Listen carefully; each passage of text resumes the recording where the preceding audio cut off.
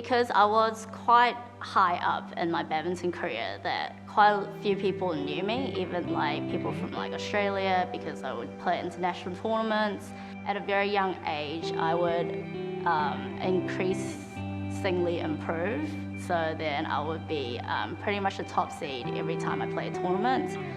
And there was always an expectation that I would always win tournaments, and I thought that I was mentally strong on court.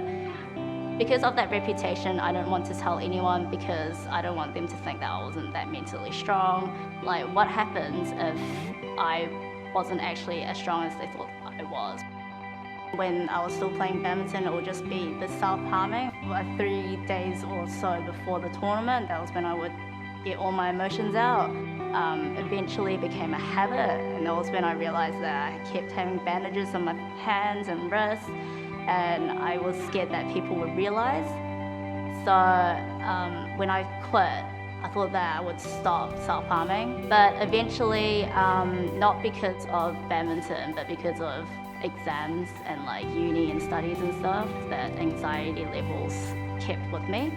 That was when things got really dark, and I knew that I needed help because it got to the point where there was a lot of suicidal thoughts and just didn't want to be here anymore, pretty much.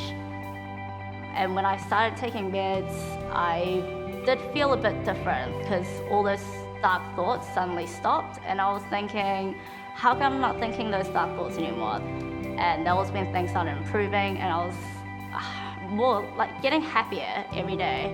And I kept thinking there's actually hope that I could actually recover, and also there's actually better days coming.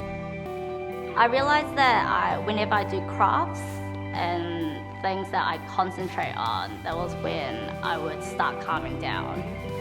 I got into a hobby of making these wallets, well, duct tape wallets with a lot of concentration is required. Back then I wouldn't be able to say this, but I do feel like I'm a survivor. Well, pretty much still an ongoing thing, but I feel that I can actually get through it. So I feel like I'm a warrior, if you could say.